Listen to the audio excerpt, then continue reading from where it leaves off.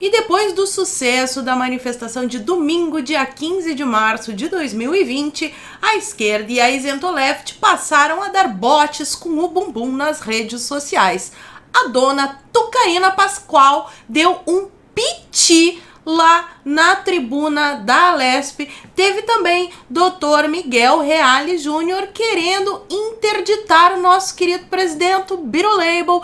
Vou comentar com vocês também essa histeria toda em volta do mocoronavírus, mas antes eu quero pedir, por favor, que vocês curtam, comentem e compartilhem esse vídeo, que é pra gente atingir mais pessoas com essa publicação. Até me engasguei com essa publicação, tá? Você já sabe, vamos pra pau. Conta pra mim uma coisinha aqui, cá entre nós, cá entre nós. Lá no fundinho do seu coração, eu sei que você tá com um pouco de medinho em torno dessa história aí do mocoronavírus. Mas eu vou mostrar uns fatos aqui que talvez acalmem esse bumbumzinho nervoso aí do outro lado, porque eu achei um artigo muito interessante do Bernardo Kister que fala sobre a taxa de letalidade desse vírus. Coronavírus, pandemia ou histeria?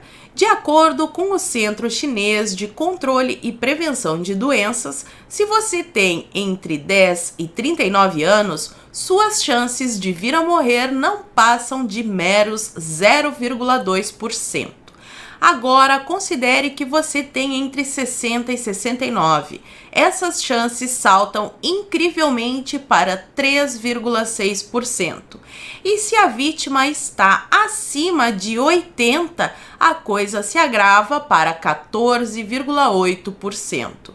Isso nos leva ao altruísmo. Idosos estão mais sujeitos a morrer de praticamente qualquer doença do que jovens e adultos. É claro que nós temos que nos prevenir, tomar ali, precauções, não ficar espirrando na cara do coleguinha, lavar as mãos, tentar ficar com o ambiente arejado aí, não ficar em ambiente fechado, porque o ambiente fechado tem maior propagação de vírus. Mas eu vou mostrar mais uma coisa que quase ninguém comenta com vocês. Coronavírus. Mortos por coronavírus na Itália tinham idade média de 81 anos. Então assim, pessoal, o que eles não falam é que muita gente pegou coronavírus, se curou e tá aí, tá de boa. Não vou dizer pra gente achar que é tudo uma ilusão, que é balela, que é mentira. Sim, o coronavírus existe, mas o coronavírus não é a peste negra. Então vamos parar um pouquinho com a histeria, tá? Mas segundo a isento-left aí, o pessoal do bumbum cheiroso e a esquerda, o grande problema foram as manifestações do domingo, no dia 15, quando nosso querido presidente Birulabel desceu ali a rampa para cumprimentar as pessoas que foram até lá para apoiá-lo. Meu Deus, ó que crime, prendam este homem! Acho engraçado que o pessoal da extrema imprensa aí nem comenta o evento da CNN, que, por exemplo, tinha 1.300 pessoas no ambiente fechado. Lembra que eu falei ambiente fechado é pior? Pois é, 1.300 pessoas, ambiente fechado, tava lá o Nhonho, o Botox Dória, o Batoré Alcolumbre, todos eles juntinhos. Aí não teve problema, não tem propagação de vírus, o problema mesmo é a manifestação. E para conter a epidemia, sempre pensando no bem-estar da população, porque esses políticos, eles são realmente assim muito preocupados com o seu bem-estar. Então eles estão tomando medidas como, por exemplo, a suspensão das aulas. Olha só esse tweet do Osmar Terra que mostra muito bem que as coisas não são bem assim. Nossa experiência na pandemia do H1N1 mostrou que fechar escolas não resolve. Por quê? 1. Os estudantes vão se encontrar em outro lugar, shopping, em casa, etc. 2. Desorganiza a rotina dos pais. 3. Retira pais que trabalham no sistema de saúde para cuidar dos filhos.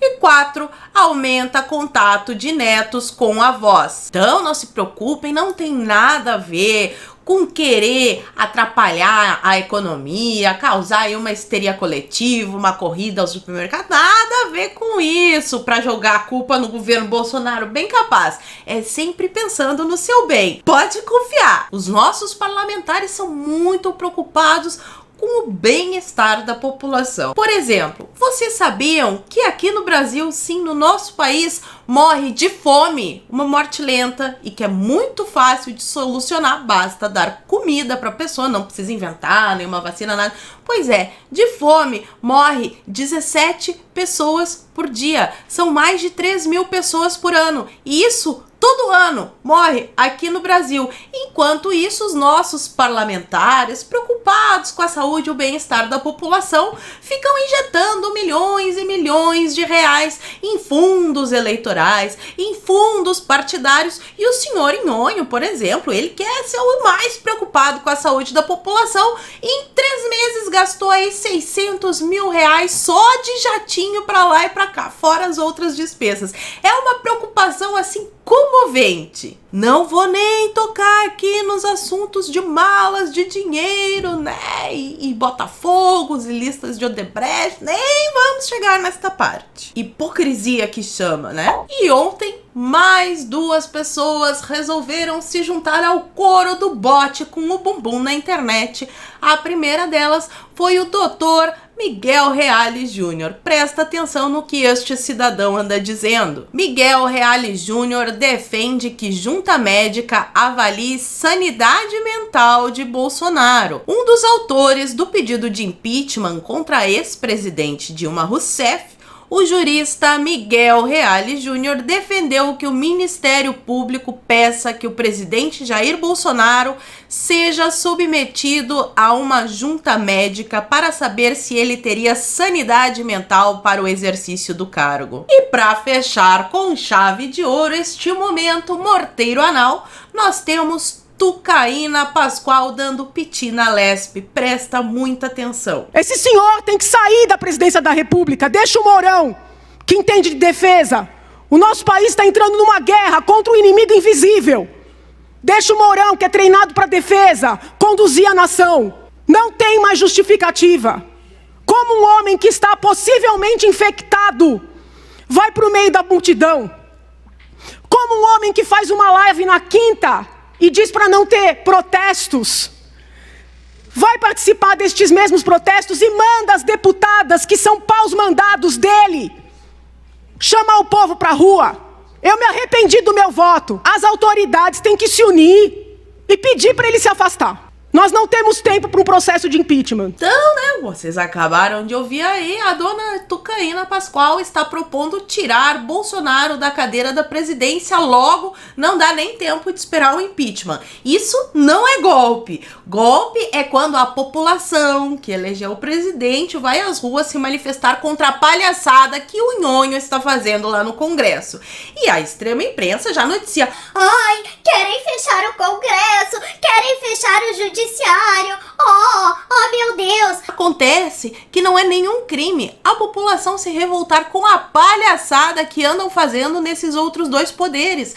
Não é crime a população se irritar com o que andam fazendo no Congresso e no STF. Nós somos a favor dos 3 poderes, sim, mas 3 poderes vivendo em harmonia, e não um Congresso e um Judiciário que ficam tentando boicotar o Executivo o tempo todo. Quem está tentando dar o golpe são eles. População na rua, povo, não é golpe, é democracia. E quem não está respeitando isso são vocês. Mas então, depois que dona Tucaína Pascoal deu esta maravilhosa declaração aí, né, rasgando a sua fantasia, porque tinha gente que ficava defendendo: Você não pode atacar a Tucaína Pascoal porque ela está do nosso lado, ela é a direita, se preocupe com a esquerda é a nossa inimiga. O que eu tenho pra dizer a respeito disso? Hashtag eu avisei. E por falar em hashtag, a hashtag deixe de seguir Janaína foi para o topo dos assuntos mais comentados do Twitter. Eu venho avisando sobre MBLs, sobre Joyces, Frotas, Janaínas e Companhia Limitada, porque tem muita gente aí que ainda vai cair a máscara, meus queridos, eu venho avisando sobre isso há muito tempo, mas sempre tem o pessoal daquele Ai, pare com isso, você está dividindo a direita. quando é que vocês vão acordar para a realidade, hein, meu bem? A gente não vive na Disneylândia. E também alertei sobre esse impeachment. Vamos fazer aqui uma recapitulação, né?